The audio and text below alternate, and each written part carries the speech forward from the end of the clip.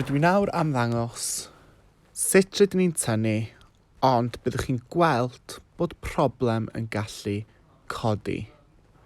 Felly, nhw'n ni osod eto o dan degau ac unedau, rydyn nhw'n 2 digid. Rydw i'n gorfod dechrau gyda'r rhif gyntaf. Felly 30, 4, tynnu 17. Os ydych chi cam omlaen i, yna byddwch chi'n sylwi bod problem.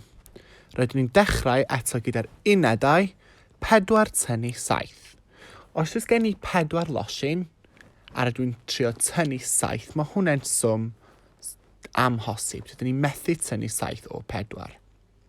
Felly, rydyn ni am fynd drws nesaf i'r degau ac cymryd 10 o'r degau. Felly, mae'r 30 yn troi'n 20 ac mae hwnna yn troi'r unedau i 14 uned.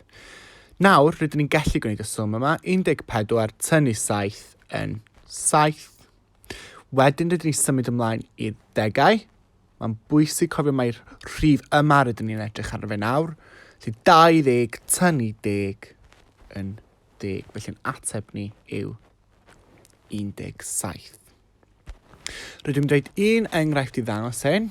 Eto.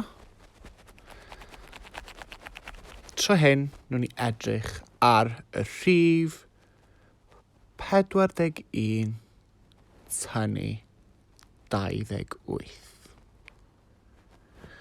Rydym gosod degau ac unedau. O dan y degau mae gen i 41 tynnu 28 yn gwneud. Yn yr unedau, 1 tynnu 8.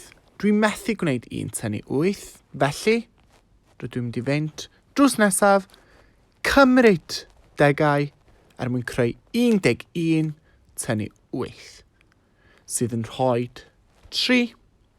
Yn y degau, mae'n bwysig cofio ar y rhif newydd, 30 tynnu 20 yn 10. Yr ateb yw 13. O dan yr asyniadau, mi fydd cwestiynau tebyg, gallwch ymarfer y sgil. Os ydych chi ddim yn sicr o rhywbeth, yna gyrwch neges i mi, pob lwc gyda'r dasg.